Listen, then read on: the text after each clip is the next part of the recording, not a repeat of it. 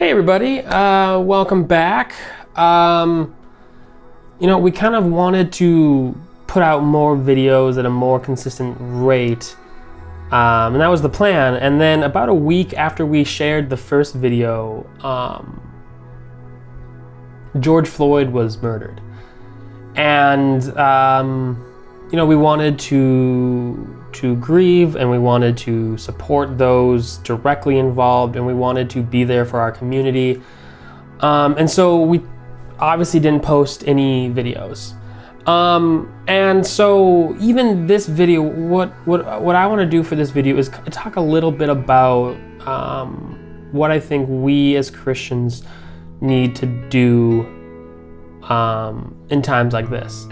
And obviously I recognize that I am a white guy. I'm not trying to be at the center of the conversation. I'm not trying to get the definitive word on racial justice and reconciliation. I know that my role in the matter is to be in the background and to support the big central movers and shakers of everything that's going on.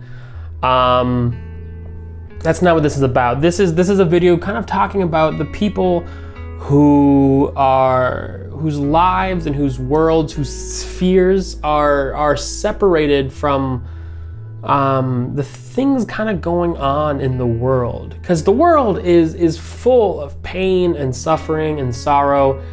And so many of us have the privilege, by whatever means or methods, we have the privilege of not having to be directly involved in that suffering. We live in communities or neighborhoods or cities that just aren't touched by the kind of pain and suffering that a good chunk of the world is. For me and my wife, we live in Minneapolis. So we live just a little bit of ways from where George Floyd was murdered. We live about a block away from where a lot of the violent protesting took place.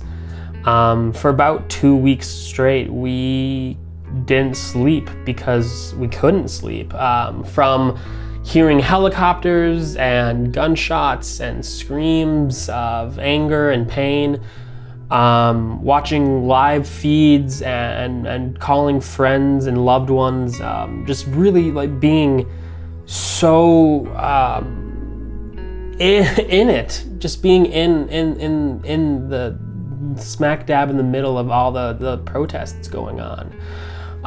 There were nights where tear gas seeped into our windows and stung our eyes and scratched our throats. But on the flip side of that, I pastor at a church out in the suburbs. And so when we would go to church, the people at church really cared deeply. It's not like they were jaded or neutral on the subject. They cared, they deeply cared, but it wasn't to the same intensity. They got their news on their screens. They were watching separated. They hadn't lived through some of this. They didn't know anyone in the protests. They didn't know anyone directly impacted by everything happening. And so they didn't have the same sense of passion as I did. And so I think there is a difficulty loving and serving and helping people who aren't in your sphere. When we're only watching pain through a screen or reading about it in a paper or in a book or something, it doesn't have the same sense of urgency as if you're living through it. And I can't fault anyone for that, but I do think we as Christians, especially those of us who are privileged enough to be separate from pain and suffering to such a great, physical sense, have a call to still show up and help those who we see in need. There's a story in the Bible, and it's a pretty popular one. Most people in the church and out of the church know of it. It's the story of the Good Samaritan. And the story of the Good Samaritan, again, we all know it, but there's this man walking down the street and he gets mugged, and he gets beaten to a bloody pulp and left for dead. And as he's lying in the street hurting, two righteous, holy, religious leaders see him and make the conscious decision to go to the other side of the street and walk right past him.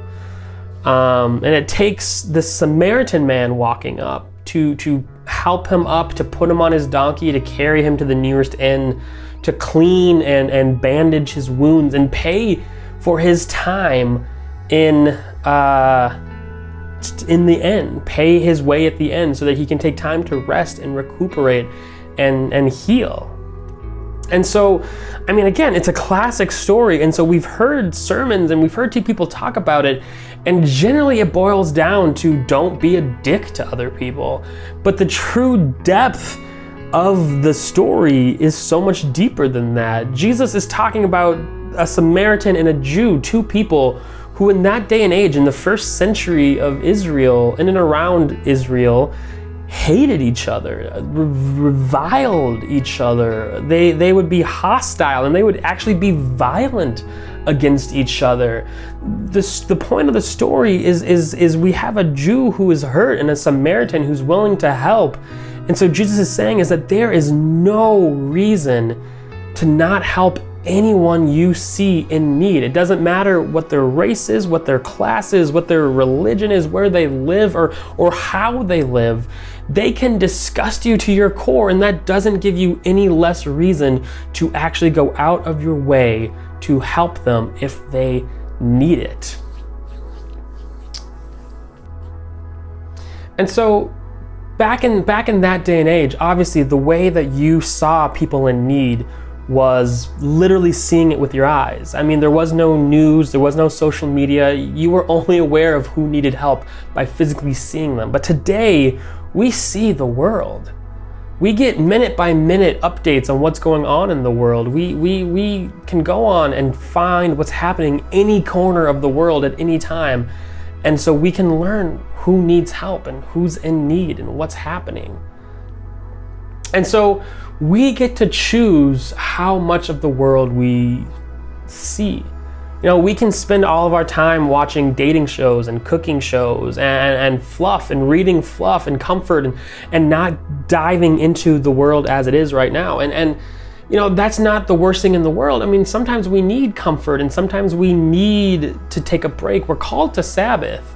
It's not a sin to need comfort or to want to watch something mindless, but we can't do it all the time, you know? And at the same point, we can't spend all of our time helping. You know, I have limited resources and I have limited time and I have limited energy and I have limited knowledge. I can't spend all of my time and energy and money giving to those in need, because then I would have no money and I'd get kicked out of my apartment and then I would be the one in need of people's generosity. So we have to be good stewards of our time and our energy and our money, and that's a divine thing to be. We're called to be good stewards of that. So we can't learn about the world's atrocities all the time, and we can't help people all the time. There is a time for rest, but that doesn't give us an excuse to not actually do something when we can.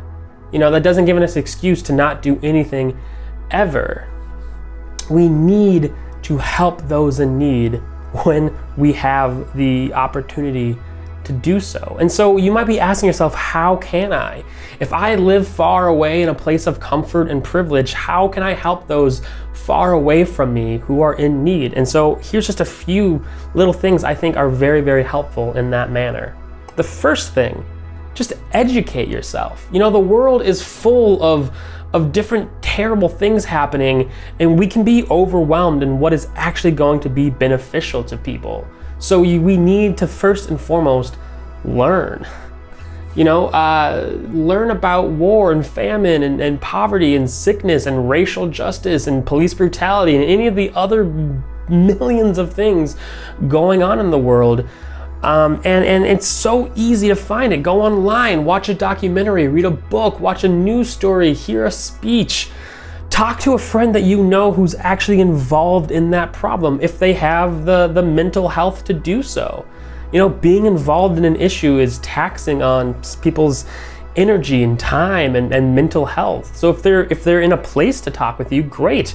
And if not, I'm sure that they have knowledge of where you should go to have a conversation to learn more. But educate yourself first and foremost in how to actually help in a way that is beneficial. The second thing you can do is give money. That's such an easy way. You can write a check and mail it if you have a checkbook. Give money online. You can go online and find so many different places that are asking for donations. And again, educate yourself in these places you're giving money to. Are they wisely giving the money away? Are they giving the money away to people who actually need it? You do a little bit of research and you can give your money to really, really great organizations set up to actually help those in need. The third thing you can do is volunteer. And this one takes a little bit of work. You know, it takes you having some free time and sacrificing that free time to get in a car and leave your sphere of comfort and go to a place where people are in need of physical labor and give some time and give some energy, give some effort, do something physical for those in need. And if you're overwhelmed where to start, literally all I had to do was Google the issue, Google my location, and Google volunteer. Just the issue, your location, and volunteer. That's all I gotta type in. And it will give you so many places asking for people to volunteer for a few hours to help those in need. The third thing you can do is donate. And this is such a huge blessing to people. The people in our church, when they learned what was going on in Minneapolis, they basically said, they said, we can't volunteer. We have day jobs, we can't volunteer. So what can we do to help?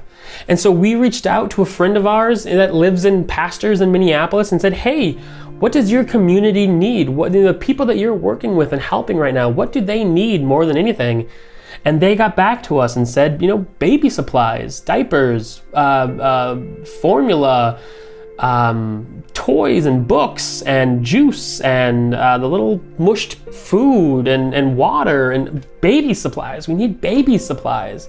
And so our church came and delivered. We basically gave these people, this community in Minneapolis, over $1,000, well over $1,000 worth of materials, of baby supplies. It filled up the hatchback of my car 2 times over, just shipping all of the stuff they bought.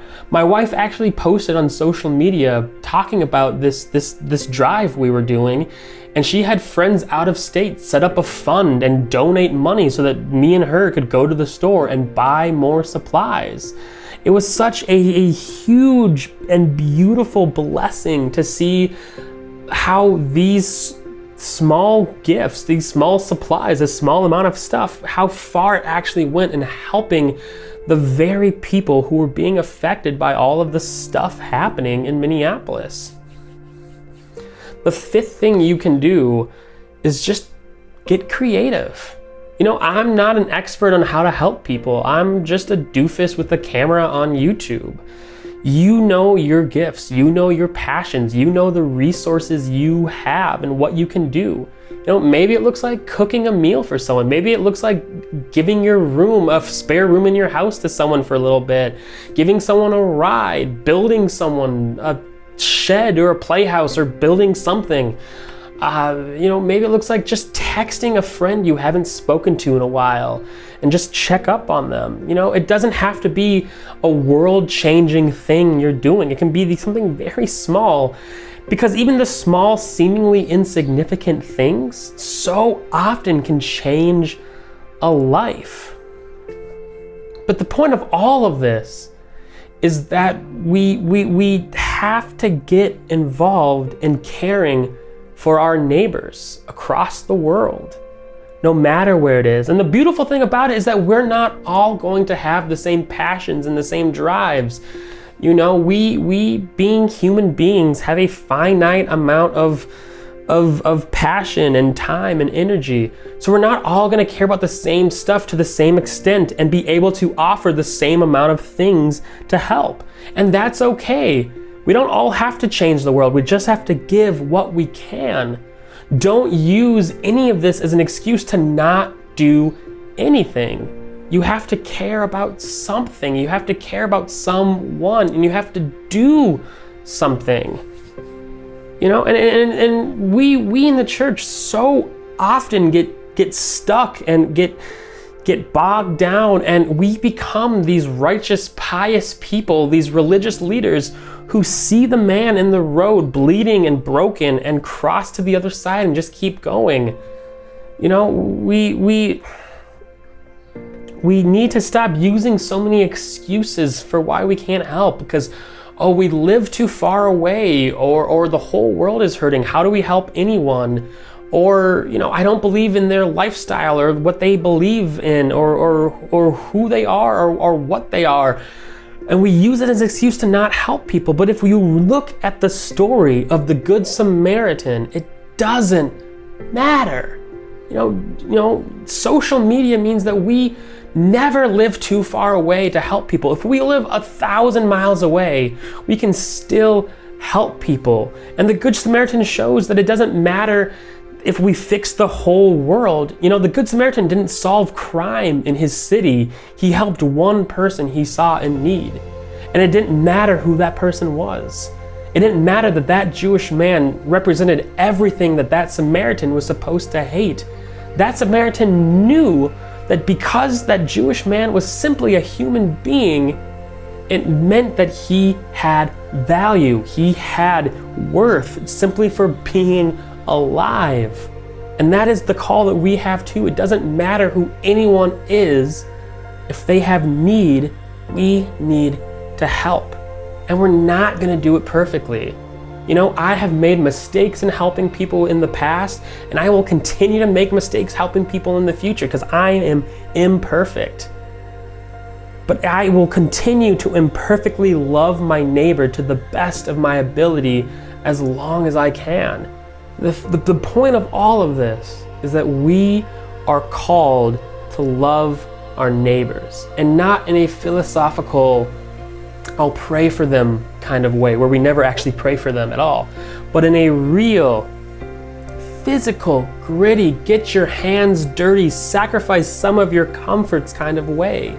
Again, not being those religiously right people who cross to the other side of the road because they don't want to enter into the mess.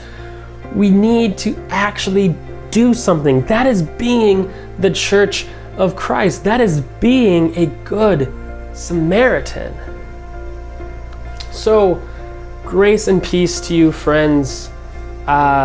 Be sure to like and subscribe down below. Hit the little bell thingy to get updates when I post. And we will see you next time. Cheers.